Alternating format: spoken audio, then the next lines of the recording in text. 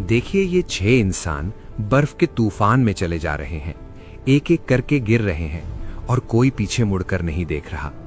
ये कौन है? ये वही है जिन्होंने महाभारत का युद्ध जीता था। द्रौपदी, वो द्रौपदी जिसने अग्नि से जन्म लिया था, बर्फ में गिर गई। उसकी उंगलियां बर्फ को नोच रही हैं, लेकिन कोई उसे उठाने नहीं आया। आखिर क्यों? क्योंकि युधिष्ठिर आगे बढ़ गए, बिना रुके, बिना पीछे देखे। सिर्फ एक कुत्ता था जो उनके साथ चल रहा था, और यही कुत्ता बाद में इस पूरी कहानी का सबसे इंपॉर्टेंट किरदार बन गया। लेकिन ये सब समझने के लिए हमें थोड़ा पीछे जाना होगा। युधिष्ठिर की आंखों में जो दर्द है ना, वो सिर्फ आज का नहीं है, वो 36 साल पुराना है। वो एक युद्ध से शुरू होता है। तो चलिए शुरू करते हैं, बिल्कुल शुरुआत से। माउंट सुमेरु, स्वर्ग का दरवाजा, और वो सच्चाई जो सुनकर आपकी रूह कांप जाएगी। महाभारत का युद्ध खत्म हो चुका था। कुरुक्षेत्र का मैदान तबाही से भरा पड़ा था। टूटे हुए रथ, बिखरे हुए हथियार और कौवे जो आसमान में चक्कर लगा रहे थे। 18 दिन में लगभग 40 लाख योद्धा खत्म हो गए थे। हर जगह तबाही के निशान थे। एक टूटा हुआ रथ का पहिया जमीन में आधा ढसा पड़ा था। कौरवों का झंडा उस पे लटका हुआ था, और हवा में एक ऐसी खामोशी थी जो चीखों से भी ज्यादा डरावनी थी। और इस सब के बीच खड़े थे युधिष्ठिर, अकेले, रंग बदली हुई धूप में। जीत तो उनकी थी, लेकिन ये जीत जैसी फील नहीं हो रही थी, क्योंकि ये राजगद्दी लाखों अपनों के खून से भीगी थी। फिर भी युधिष्ठिर ने हस्तिनापुर का सिंहासन संभाला, लेकिन वो सिंहासन पर बैठे हुए भी खाली थे।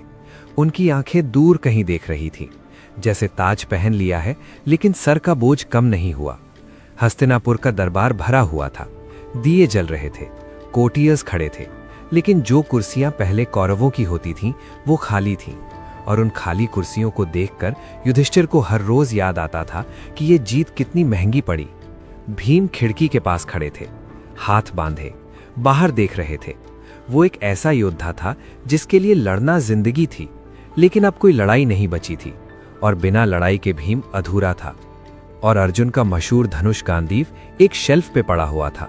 धूल जमी हुई थी उस पे, मकड़ी के जाले लग चुके थे। जिस हथियार ने दुनिया हिला दी थी, वो अब सिर्फ एक यादगार बन चुका था। नकुल और सहदेव पैलेस की बालकनी पे खड़े थे। शाम ढलने लगी थी। दोनों भाई थके हुए थे, बूढ़े हो रहे थे, और उन्हें पता था कि ये सब कुछ हमेशा नहीं रहेगा। रात को द्रौपदी अकेली पैलेस के बाग में चलती थी, चांदनी की रोशनी में। उसका चेहरा शांत था, लेकिन उसकी आंखें बहुत कुछ कह रही थीं। वो याद कर रही थी सब कुछ। और बहुत दूर समुद्र के किनारे द्वारका शहर अपनी पूरी शान के साथ खड़ा था, सोने जैसा चमकता हुआ। कृष्ण का शहर। लेकिन इस खूबसूरती की उम्र अब बहुत कम बची थी, क्योंकि एक दिन द्वारका डूबने लगा। समुद्र ने शहर को निगल लिया। मंदिर गिरे, महल टूटे, पानी ने सब कुछ अपने अंदर समेट लिया, और इस शहर के साथ एक युग भी डूब गया। जब ये खबर युधिष्ठिर तक पहुंची, उनका चेहरा बदल गया, आंखें फैल गईं, होंठ कुछ कहने के लिए खुले, लेकिन आवाज नहीं निकली, क्योंकि द्वारका का डूबना मतलब था कृष्ण अब नहीं रहे। पांचों पांडव और द्रौपदी एक साथ खड़े थे, सबकी नजरें जमीन पर। कोई कुछ नहीं बोल रहा था, क्योंकि बोलने को बचा ही क्या था। कृष्ण थे तो सब कुछ था, अब उनके बिना सब खाली था। और फिर युधिष्ठिर ने अपना ताज उतार दिया, धीरे धीरे, दोनों हाथों से, आंखें बंद, जैसे एक बहुत भारी बोझ उतर रहा हो। इस एक मोमेंट में उन्होंने सब कुछ त्याग दिया। एक एक करके सब कुछ रख दिया गया। सोने के कंगन, हीरों के हार, रेशमी कपड़े, अर्जुन का कवच, सब कुछ एक पत्थर की मेज पर, शांति से और हमेशा के लिए। नौजवान परीक्षित, अभिमन्यु का बेटा, अर्जुन का पोता, वो घुटनों पर बैठा था युधिष्ठिर के सामने, और युधिष्ठिर ने अपना हाथ उसके सर पर रखा। राज्य अब इसका था, लेकिन पांडवों की यात्रा कहीं और जानी थी। और फिर वो निकल पड़े, हस्तिनापुर के विशाल दरवाजों से बाहर, साधारण वस्त्र में, नंगे पैर। लोग दोनों तरफ देख रहे थे खामोशी से। और तब कहीं से कुत्ता आ गया, सीधा युधिष्ठिर के पास, और उनके साथ चलने लगा। घने जंगलों से गुजरते हुए 6 इंसान और एक कुत्ता चल रहे थे। ऊपर से धूप की किरणें आ रही थीं, चिड़िया उड़ रही थीं, लेकिन ये कोई साधारण यात्रा नहीं थी। ये थी महाप्रस्थान यात्रा, जिससे लौटकर कोई नहीं आता। जंगल खत्म हुआ तो रेगिस्तान आ गया, तपती जमीन, सूखा आसमान। भीम पसीना पोंछ रहा था। द्रौपदी हाथ से धूप रोक रही थी, लेकिन युधिष्ठिर आगे चलते रहे, बिना रुके, बिना थके। फिर एक नदी आई, तेजी से बहता हुआ पानी। पत्थर पर पैर रखते हुए सब पार कर रहे थे। भीम ने द्रौपदी का हाथ थामा, युधिष्ठिर दूसरी तरफ से देख रहे थे। ये रिश्ता इस यात्रा में और गहरी हो रही थी। और फिर जब जंगल और रेगिस्तान पीछे छूट गए, सामने थे हिमालय, इतने बड़े कि गर्दन ऊपर करके देखने पर भी चोटी नहीं दिखी।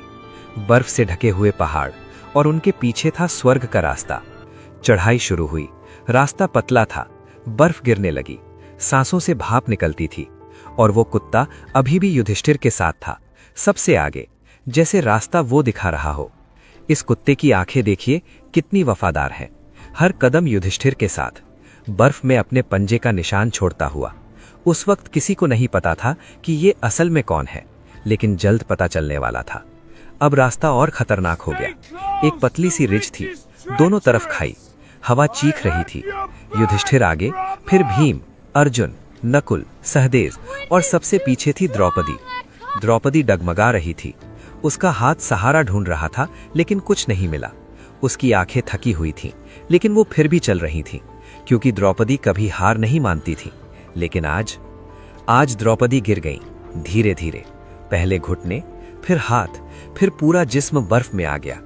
उसके बाल बर्फ पर फैल गए जैसे काली नदियां, और बर्फ के उस सफेद कैनवस पर वो हमेशा के लिए रुक गईं। भीम ने पीछे मुड़कर देखा, उसकी मुट्ठियां कस गईं, उसका दिल चीख रहा था।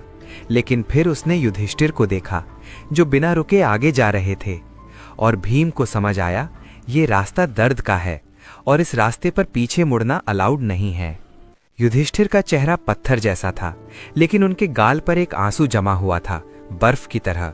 वो जानते थे द्रौपदी क्यों गिरी, क्योंकि उसके मन में 5 पतियों में से एक के लिए ज्यादा लगाव था। ये उनका पक्षपात था, और यही उन्हें रोक गया। अब 5 थे, सिर्फ 5, और वो कुत्ता। द्रौपदी की सांसें दूर पीछे छूट गई थीं। बर्फ उन्हें और उसके बीच एक सफेद दीवार की तरह खड़ी थी। आगे जाना था, बस आगे। फिर सहदेव गिरे, चुपचाप, बिना किसी आवाज के, जैसे कोई किताब बंद हो गई हो। कारण, उन्हें अपनी बुद्धि पर गर्व था। वो मानते थे कि वो सबसे ज्यादा ज्ञानी हैं, और ये अहंकार उन्हें ले डूबा। उसके बाद नकुल, सबसे सुंदर। उनका चेहरा जब बर्फ में गिरा तो लगभग बर्फ में घुल गया। इतना गोरा, इतना सुंदर, लेकिन वो सुंदरता ही उनकी कमजोरी थी। उन्हें अपने रूप पर नाज था, और वो नाज उनकी आखिरी सांस बन गया। अब सिर्फ 3 बचे थे, युधिष्ठिर, भीम, अर्जुन, और वो कुत्ता। पीछे 4 साथी छूट चुके थे, बर्फ में, हमेशा के लिए। पहाड़ बहुत बड़ा था, और वो बहुत छोटे हो गए थे। फिर अर्जुन रुके, उनके हाथ कांप रहे थे। वही हाथ जिन्होंने गांडीवा उठाया था, वही हाथ जिन्होंने महाभारत जीता थी। लेकिन अब वो हाथ कुछ नहीं कर सकते थे। अर्जुन घुटनों पर आए और फिर जमीन पर आ गए। सबसे महान धनुर्धर बिना तीर के हार गया। भीम ने अर्जुन को गिरते देखा, और पहली बार भीम की आंखें भर आई। इस देवता जैसी ताकत वाले इंसान के होंठ कांप रहे थे, क्योंकि भाई को गिरते देखना किसी भी लड़ाई से ज्यादा दर्दनाक था। अब सिर्फ 2 थे, युधिष्ठिर और भीम, और वो कुत्ता। पूरा पहाड़ खाली था, पीछे सिर्फ बर्फ थी और गिरे हुए अपने। आगे सिर्फ धुंध थी और अनजान रास्ता। 2 भाई, एक कुत्ता, और मौत का इंतजार। और फिर भीम भी गिरे, सबसे ताकतवर पांडव, जिसने दुर्योधन की जांघ तोड़ी थी। वो भीम जब गिरा तो लगा जैसे पहाड़ हिल गया। उसकी मुट्ठियां बर्फ में घुस गईं, लेकिन अब ताकत किसी काम की नहीं थी। उन्हें अपनी ताकत पर गर्व था, और जरूरत से ज्यादा खाया था, बिना औरों की चिंता किए। यही उनका अंत था। युधिष्ठिर अब बिल्कुल अकेले थे, पूरी दुनिया में सिर्फ वो और एक कुत्ता। उन्होंने एक बार पीछे देखा, भीम का विशाल शरीर बर्फ में पड़ा था। फिर उन्होंने आगे देखा और चलना जारी रखा, क्योंकि धर्मराज कभी नहीं रुकते। उस खामोशी में युधिष्ठिर ने नीचे देखा। वो कुत्ता अभी भी था, उसकी वफादार आंखें ऊपर देख रही थीं। जब सब गिर गए, ये नहीं गिरा। जब सब छूट गए, ये नहीं छूटा। युधिष्ठिर के चेहरे पर एक हल्की सी मुस्कान आई, टूटी हुई लेकिन सच्ची। और फिर वो पहुंचे चोटी पर, माउंट सुमेरु की सबसे ऊंची जगह। नीचे अंधेरे बादल थे, और ऊपर से एक ऐसी रोशनी आ रही थी जो इस दुनिया की नहीं थी, सोने जैसी, भगवान जैसी, और उस रोशनी में कुछ उतर रहा था। देवराज इंद्र का विमान, सोने का रथ, चमकती हुई दिव्य घोड़े, आसमान से नीचे आता हुआ। बादल दोनों तरफ हट रहे थे और युधिष्ठिर अपने कुत्ते के साथ खड़े देख रहे थे। एक इंसान और भगवान का रथ। इंद्र उतरे रथ से, उनके पैर जहां पड़े वहां बर्फ पिघल गई। उनके शरीर से सोने की रोशनी निकल रही थी और सामने खड़े थे युधिष्ठिर, फटे हुए कपड़ों में, थके हुए, कमजोर, लेकिन उनकी आंखों में अभी भी एक रोशनी थी जो इंद्र की रोशनी से कम नहीं थी। इंद्र ने कहा, तुम धर्म के सच्चे सेवक हो युधिष्ठिर, स्वर्ग तुम्हारा इंतजार कर रहा है। इस रथ में बैठो, तुमने ये हक कमाया है। लेकिन युधिष्ठिर ने कुछ ऐसा किया जो किसी ने एक्सपेक्ट नहीं किया था।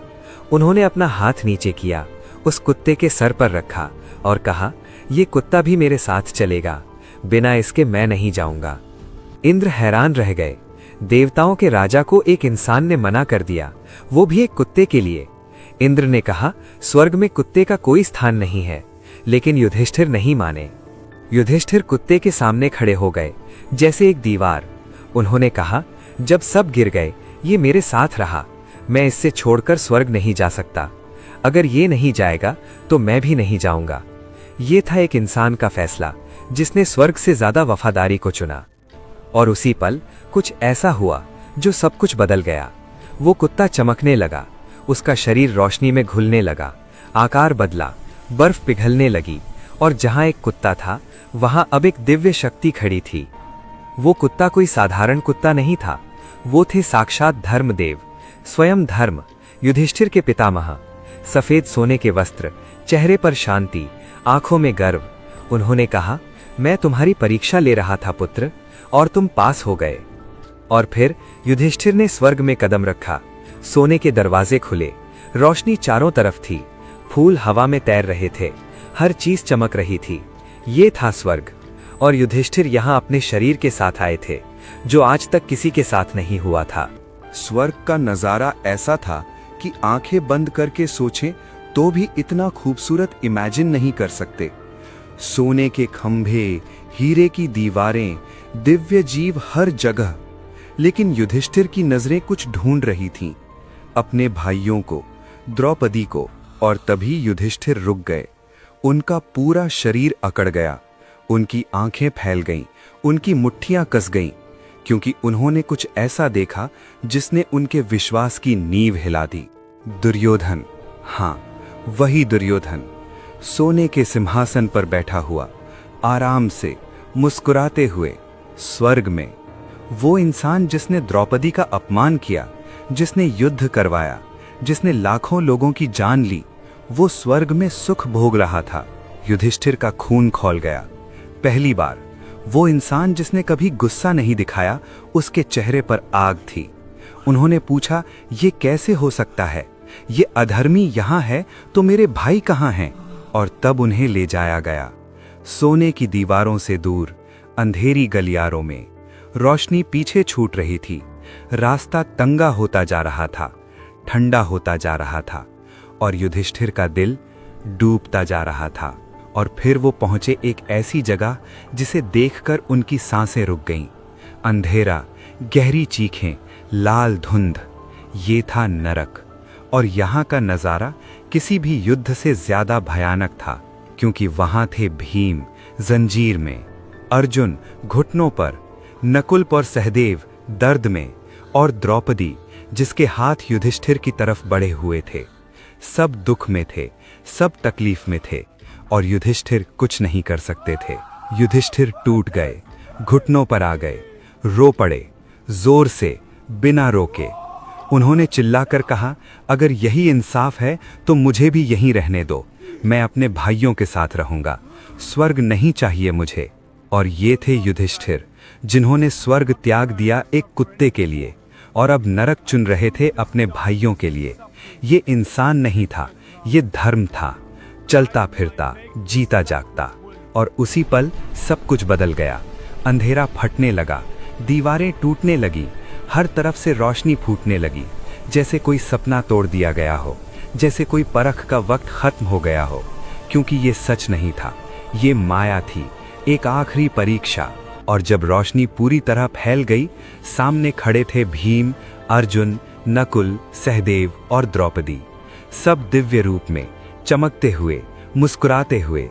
कोई दर्द नहीं था, कोई दुख नहीं था, सब कुछ ठीक था, सब कुछ हमेशा से ठीक था। युधिष्ठिर आगे बढ़े, आंखों में आंसू थे, लेकिन होठों पर मुस्कान थी।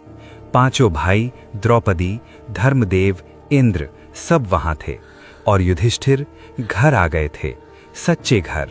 और दुर्योधन, उसका स्वर्ग वो असली नहीं था।